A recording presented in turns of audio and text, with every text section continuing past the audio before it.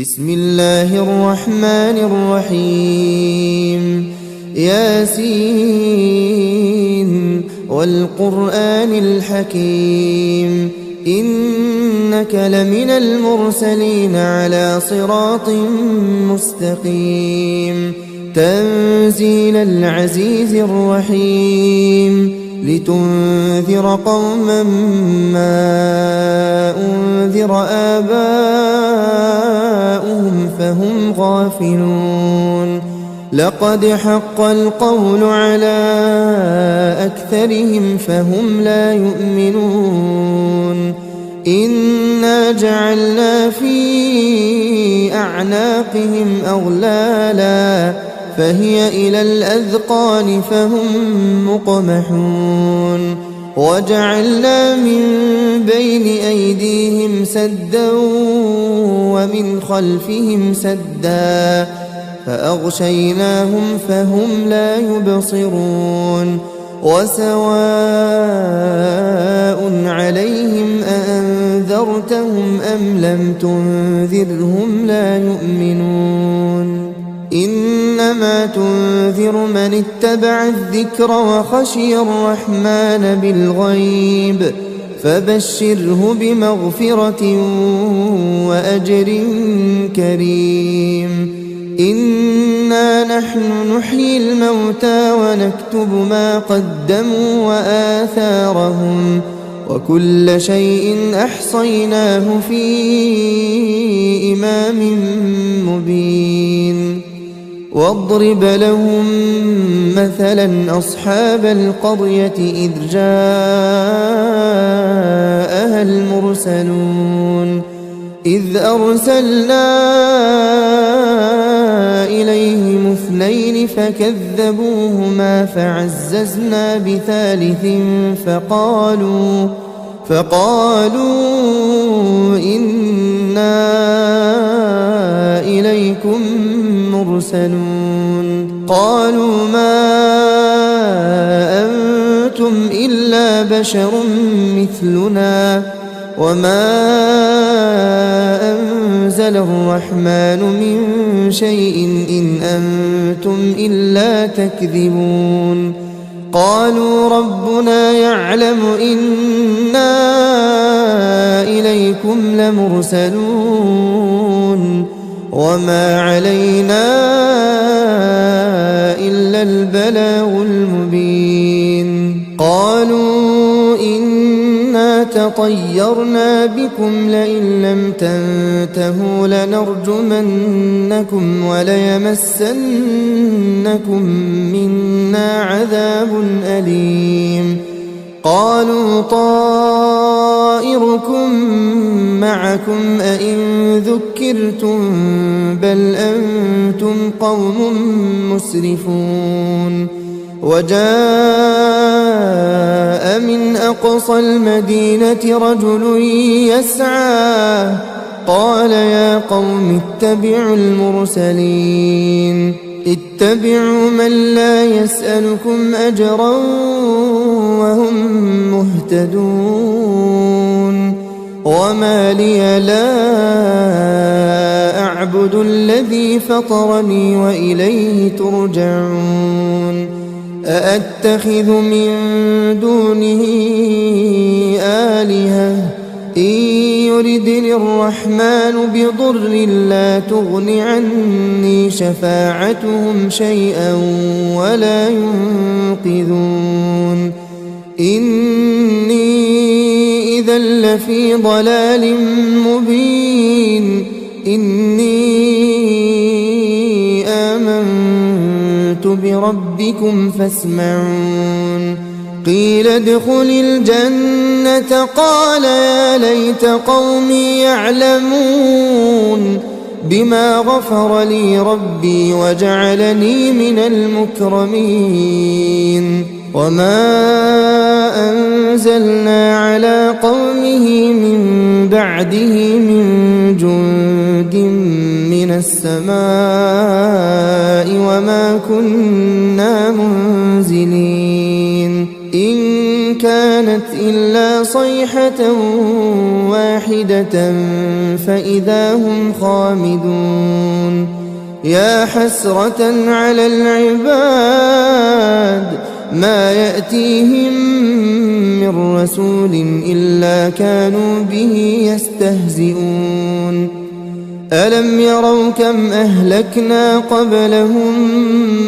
من القرون أنهم إليهم لا يرجعون وإن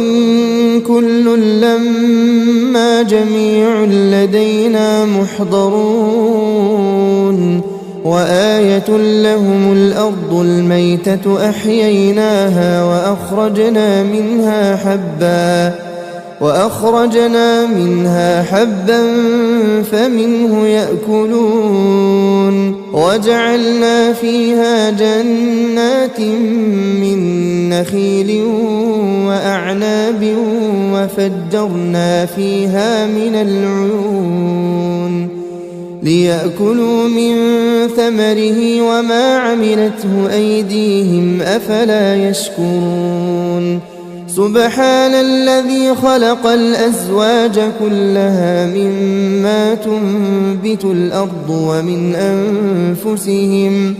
ومن أنفسهم ومما لا يعلمون وآية لهم الليل نسلخ منه النهار فإذا هم مظلمون والشمس تجري لمستقر لها ذلك تقدير العزيز العليم والقمر قدرناه منازل حتى عاد كالعرجون القديم لا الشمس ينبغي لها أن تدرك القمر ولا الليل سابق النهار وكل في فلك يسبحون وآية لهم أنا حملنا ذريتهم في الفلك المشحون وخلقنا لهم من مثله ما يركبون وإن نشأ نغرقهم فلا صريخ لهم ولا هم ينقذون إلا رحمة منا ومتاعا إلى حين وإذا قيل لهم اتقوا ما بين أيديكم وما خلفكم لعلكم ترحمون وما تأتيهم من آية من آيات ربهم إلا كانوا عنها معرضين وإذا قيل لهم أنفقوا مما رزقكم الله قال الذين كفروا للذين آمنوا أنطعم من لو يشاء الله أطعمه إن أنتم إلا في ضلال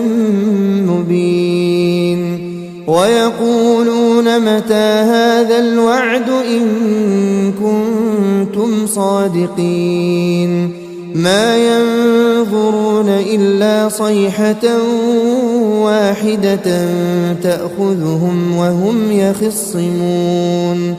فلا يستطيعون توصية ولا إلى أهلهم يرجعون ونفخ في الصور فإذا هم من الأجداث إلى ربهم ينسلون قالوا يا ويلنا من بعثنا من مرقدنا هذا ما وعد الرحمن وصدق المرسلون إن كانت إلا صيحة واحدة فإذا هم جميع لدينا محضرون فاليوم لا تظلم نفس شيئا ولا تجزون إلا ما كنتم تعملون إن أصحاب الجنة اليوم في شغل فاكهون هم وأزواجهم في ظلال على الأرائك متكئون لهم فيها فاكهة ولهم ما يدعون سلام قولا من رب رحيم وامتازوا اليوم أيها المجرمون ألم أعهد إليكم يا بني آدم ألا تعبدوا الشيطان إنه لكم عدو مبين وأن اعبدوني هذا صراط مستقيم ولقد أضل منكم جبلا كثيرا أفلم تكونوا تعقلون هذه جهنم التي كنتم توعدون اصلوها اليوم بما كنتم تكفرون اليوم نختم على أفواههم وتكلمنا أيديهم وتشهد أرجلهم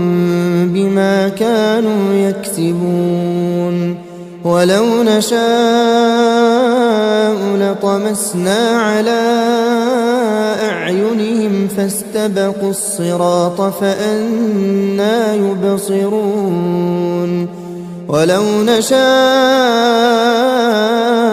لمسخناهم على مكانتهم فما استطاعوا مضيا ولا يرجعون ومن نعمره ننكسه في الخلق أفلا يعقلون وما علمناه الشعر وما ينبغي له إن هو إلا ذكر وقرآن مبين لينذر من كان حيا ويحق القول على الكافرين أولم يروا أنا خلقنا لهم مما عملت أيدينا أنعاما فهم لها مالكون وذللناها لهم فمنها ركوبهم ومنها يأكلون ولهم فيها منافع ومشارب أفلا يشكرون واتخذوا من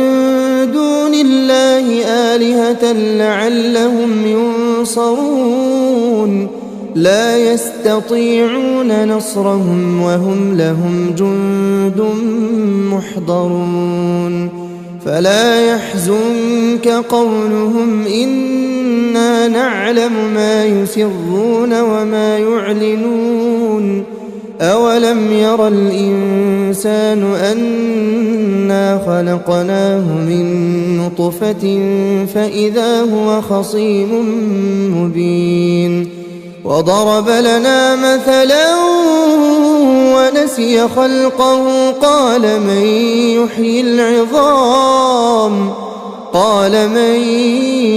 يحيي العظام وهي رميم قل يحييها الذي أنشأها أول مرة وهو بكل خلق عليم الذي جعل لكم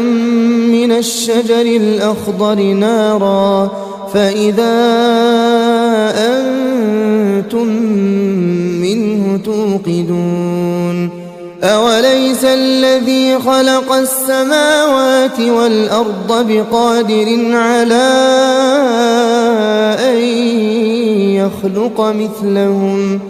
بلى وهو الخلاق العليم إنما أمره إذا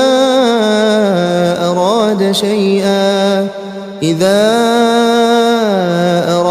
شيئا أن يقول له كن فيكون فسبحان الذي بيده ملكوت كل شيء وإليه ترجعون. بسم الله الرحمن الرحيم. الرحمن علم القرآن خلق الإنسان علمه البيان الشمس والقمر بحسبان والنجم والشجر يسجدان والسماء رفعها ووضع الميزان ألا تطغوا في الميزان وأقيموا الوزن بالقسط ولا تخسروا الميزان والأرض وضعها للأنام فيها فاكهة والنخل ذات الأكمام والحب ذو العصف والريحان فبأي آلاء ربكما تكذبان خلق الإنسان من صلصال كالفخار وخلق الجان من مارج من نار فبأي آلاء ربكما تكذبان رب المشرقين ورب المغربين فبأي آلاء ربكما تكذبان مرج البحرين يلتقيان بينهما برزخ لا يبغيان فبأي آلاء ربكما تكذبان يخرج منهما اللؤلؤ والمرجان فبأي آلاء ربكما تكذبان وله الجوار المنشآت في البحر كالأعلام فبأي آلاء ربكما تكذبان كل من عليها فان ويبقى وجه ربك ذو الجلال والإكرام فبأي آلاء ربكما تكذبان يسأله من في السماوات والأرض كل يوم هو في شأن فبأي آلاء ربكما تكذبان سنفرغ لكم أيها الثقلان فبأي آلاء ربكما تكذبان يا معشر الجن والإنس إن استطعتم أن تنفذوا من أقطار السماوات والأرض فانفذوا لا تنفذون إلا بسلطان فبأي آلاء ربكما تكذبان يرسل عليكما شواظ من نار ونحاس فلا تنتصران فبأي آلاء ربكما تكذبان فإذا انشقت السماء فكانت وردة كالدهان فبأي آلاء ربكما تكذبان فيومئذ لا يسأل عن ذنبه إنس ولا جان فبأي آلاء ربكما تكذبان يعرف المجرمون بسيماهم فيؤخذ بالنواصي والأقدام فبأي آلاء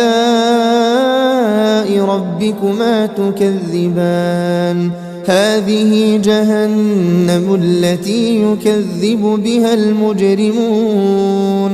يطوفون بينها وبين حميم آن فبأي آلاء ربكما تكذبان ولمن خاف مقام ربه جنتان فبأي آلاء ربكما تكذبان ذواتا أفنان فبأي آلاء ربكما تكذبان فيهما عينان تجريان فبأي آلاء ربكما تكذبان فيهما من كل فاكهة زوجان فبأي آلاء ربكما تكذبان متكئين على فرش بطائنها من استبرق وجنى الجنتين دان فبأي آلاء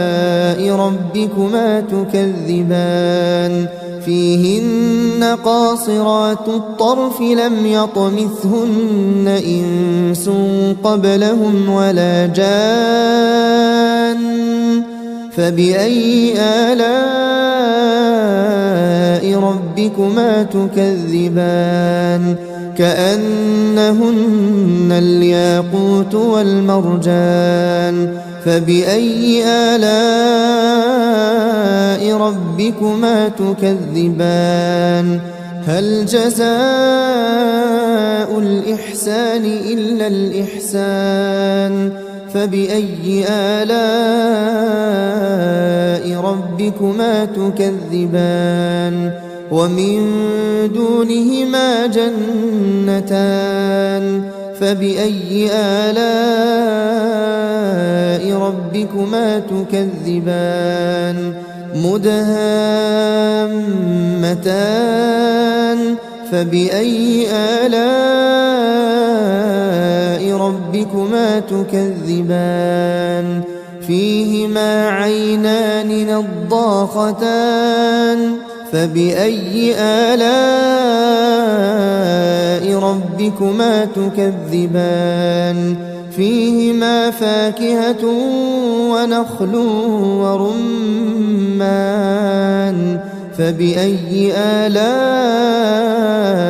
ربكما تكذبان فيهن خيرات حسان فبأي آلاء ربكما تكذبان حور مقصورات في الخيام فبأي آلاء ربكما تكذبان لم يطمثهن إنس قبلهم ولا جان فبأي آلاء ربكما تكذبان متكئين على رفرف خضر وعبقري حسان فبأي آلاء ربكما تكذبان تبارك اسم ربك ذي الجلال والإكرام بسم الله الرحمن الرحيم ياسين والقرآن الحكيم إنك لمن المرسلين على صراط مستقيم تنزيل العزيز الرحيم لتنذر قوما ما أنذر آباؤهم فهم غافلون لقد حق القول على أكثرهم فهم لا يؤمنون إنا جعلنا في أعناقهم أغلالا فهي إلى الأذقان فهم مقمحون وجعلنا من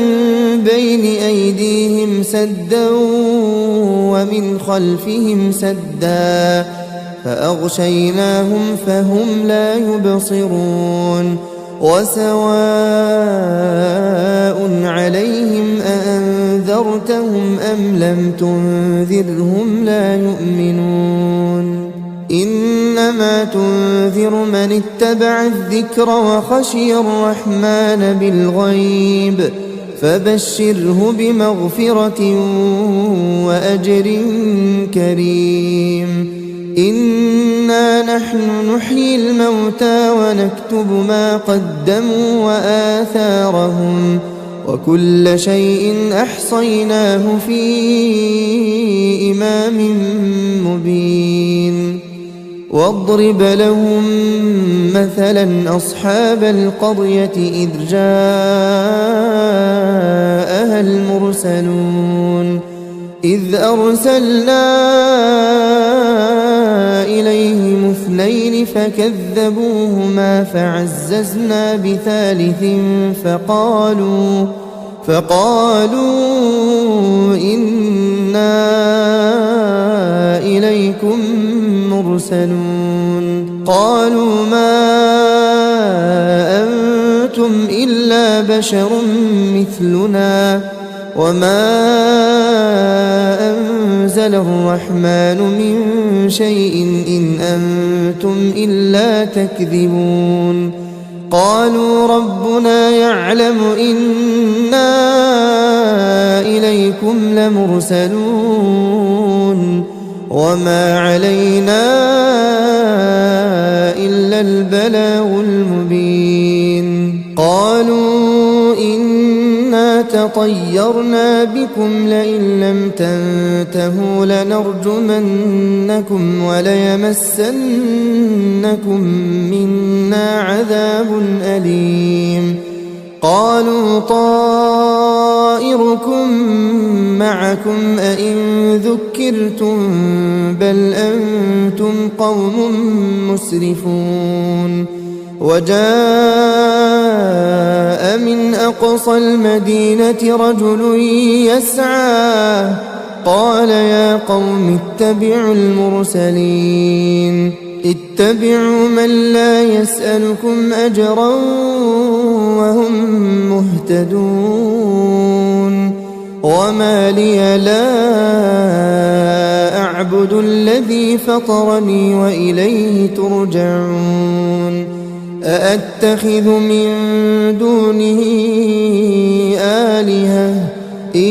يردني الرحمن بضر لا تغن عني شفاعتهم شيئا ولا ينقذون إني إذا لفي ضلال مبين إني آمنت بربكم فاسمعون قيل ادخل الجنة قال يا ليت قومي يعلمون بما غفر لي ربي وجعلني من المكرمين وما أنزلنا على قومه من بعده من جند من السماء وما كنا منزلين إن كانت إلا صيحة واحدة فإذا هم خامدون يا حسرة على العباد ما يأتيهم من رسول إلا كانوا به يستهزئون ألم يروا كم أهلكنا قبلهم من القرون أنهم إليهم لا يرجعون وإن كل لما جميع لدينا محضرون وآية لهم الأرض الميتة أحييناها وأخرجنا منها حبا وأخرجنا منها حبا فمنه يأكلون وجعلنا فيها جنات من نخيل وأعناب وفجرنا فيها من العيون ليأكلوا من ثمره وما عملته أيديهم أفلا يشكرون سبحان الذي خلق الأزواج كلها مما تنبت الأرض ومن أنفسهم ومما لا يعلمون وآية لهم الليل نسلخ منه النهار فإذا هم مظلمون والشمس تجري لمستقر لها ذلك تقدير العزيز العليم والقمر قدرناه منازل حتى عاد كالعرجون القديم لا الشمس ينبغي لها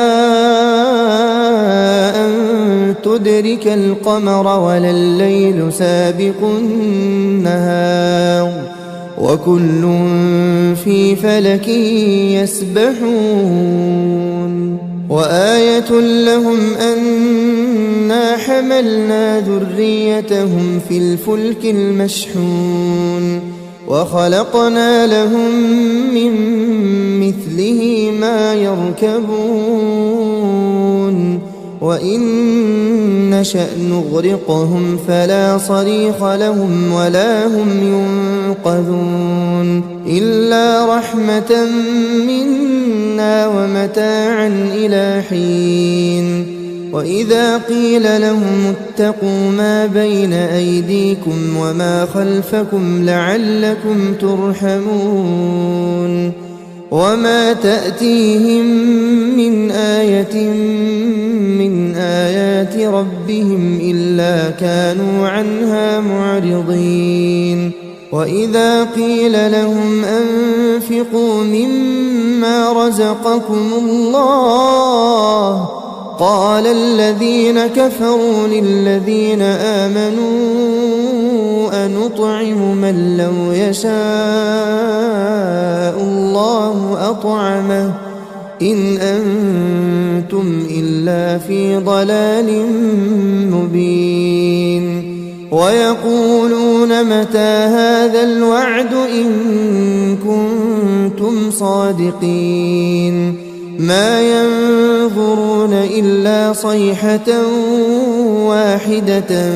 تأخذهم وهم يخصمون فلا يستطيعون توصية ولا إلى أهلهم يرجعون ونفخ في الصور فإذا هم من الأجداث إلى ربهم ينسلون قالوا يا ويلنا من بعثنا من مرقدنا هذا ما وعد الرحمن وصدق المرسلون إن كانت إلا صيحة واحدة فإذا هم جميع لدينا محضرون فاليوم لا تظلم نفس شيئا ولا تجزون إلا ما كنتم تعملون إن أصحاب الجنة اليوم في شغل فاكهون هم وأزواجهم في ظلال على الأرائك متكئون لهم فيها فاكهة ولهم ما يدعون سلام قولا من رب رحيم وامتازوا اليوم أيها المجرمون ألم أعهد إليكم يا بني آدم ألا تعبدوا الشيطان إنه لكم عدو مبين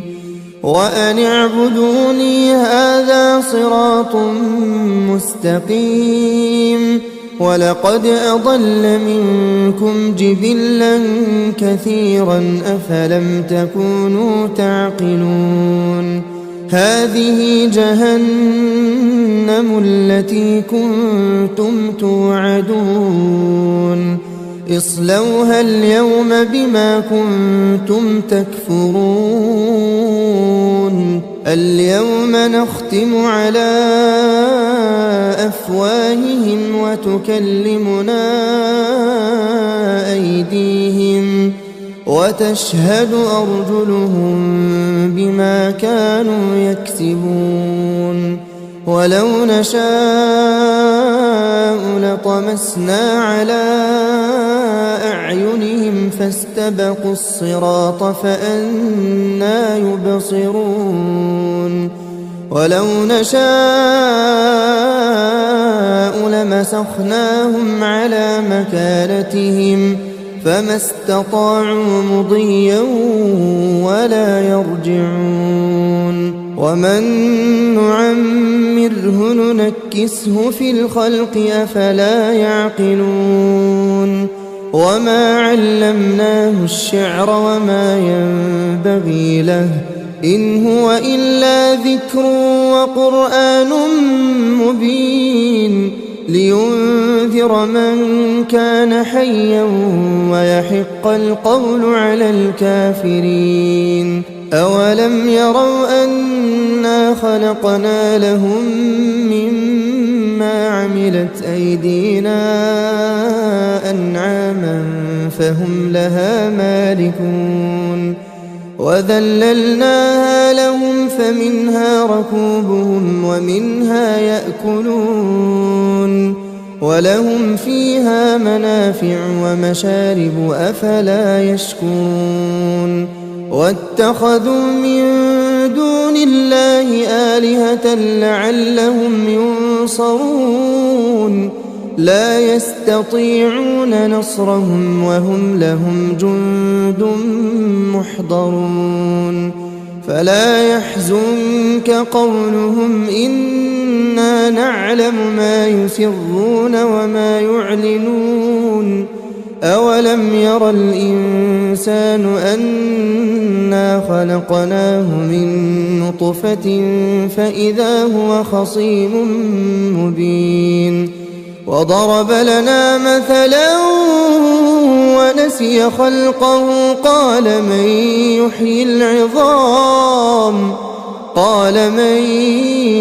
يحيي العظام وهي رميم قل يحييها الذي أنشأها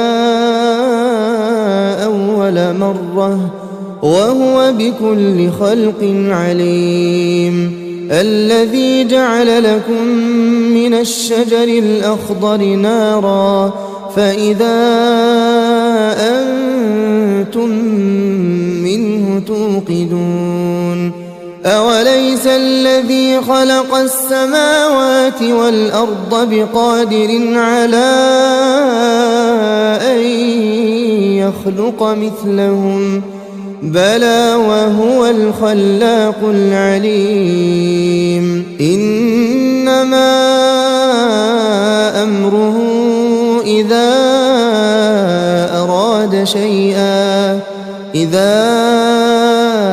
أراد شيئا أن يقول له كن فيكون فسبحان الذي بيده ملكوت كل شيء وإليه ترجعون بسم الله الرحمن الرحيم الرحمن علم القرآن خلق الإنسان علمه البيان الشمس والقمر بحسبان والنجم والشجر يسجدان والسماء رفعها ووضع الميزان ألا تطغوا في الميزان وأقيموا الوزن بالقسط ولا تخسروا الميزان والأرض وضعها للأنام فيها فاكهة والنخل ذات الأكمام والحب ذو العصف والريحان فبأي آلاء ربكما تكذبان خلق الإنسان من صلصال كالفخار وخلق الجان من مارج من نار فبأي آلاء ربكما تكذبان رب المشرقين ورب المغربين فبأي آلاء ربكما تكذبان مرج البحرين يلتقيان بينهما برزخ لا يبغيان فبأي آلاء ربكما تكذبان يخرج منهما اللؤلؤ والمرجان فبأي آلاء ربكما تكذبان وله الجوار المنشآت في البحر كالأعلام فبأي آلاء ربكما تكذبان كل من عليها فان ويبقى وجه ربك ذو الجلال والإكرام فبأي آلاء ربكما تكذبان يسأله من في السماوات والأرض كل يوم هو في شأن فبأي آلاء ربكما تكذبان سنفرغ لكم أيها الثقلان فبأي آلاء ربكما تكذبان يا معشر الجن والإنس إن استطعتم أن تنفذوا من أقطار السماوات والأرض فانفذوا لا تنفذون إلا بسلطان فبأي آلاء ربكما تكذبان يرسل عليكما شواظ من نار ونحاس فلا تنتصران فبأي آلاء ربكما تكذبان فإذا انشقت السماء فكانت وردة كالدهان فبأي آلاء ربكما تكذبان فيومئذ لا يسأل عن ذنبه إنس ولا جان فبأي آلاء ربكما تكذبان يعرف المجرمون بسيماهم فيؤخذ بالنواصي والأقدام فبأي آلاء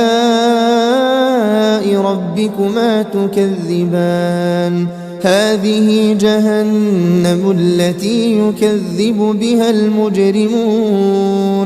يطوفون بينها وبين حميم آن فبأي آلاء ربكما تكذبان ولمن خاف مقام ربه جنتان فبأي آلاء ربكما تكذبان ذواتا أفنان فبأي آلاء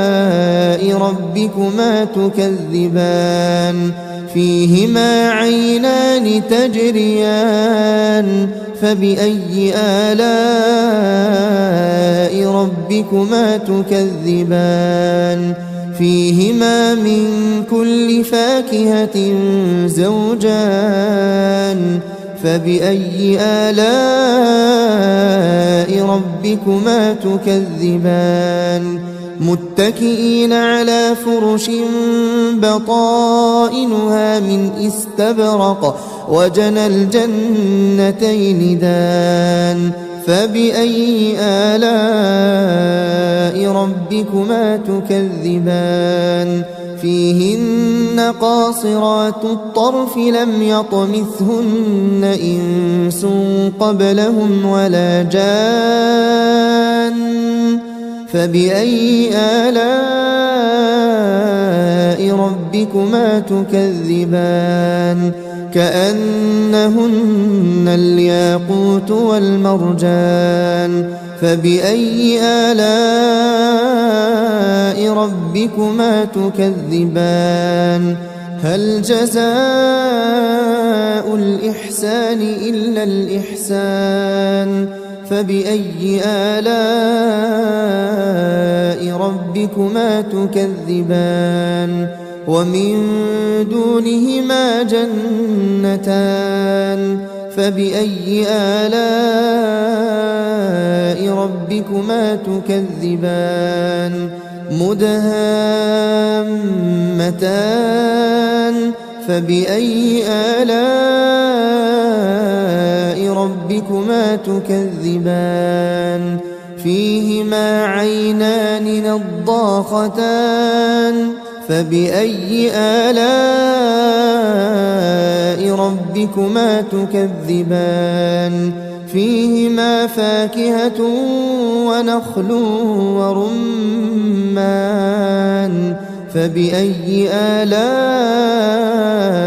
ربكما تكذبان فيهن خيرات حسان فبأي آلاء ربكما تكذبان حور مقصورات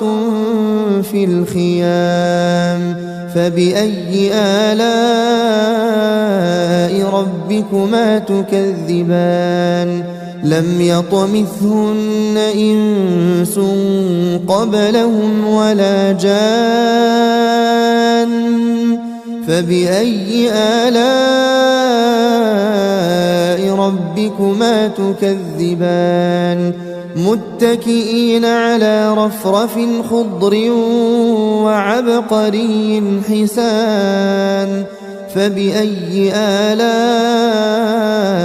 ربكما تكذبان تبارك اسم ربك ذي الجلال والإكرام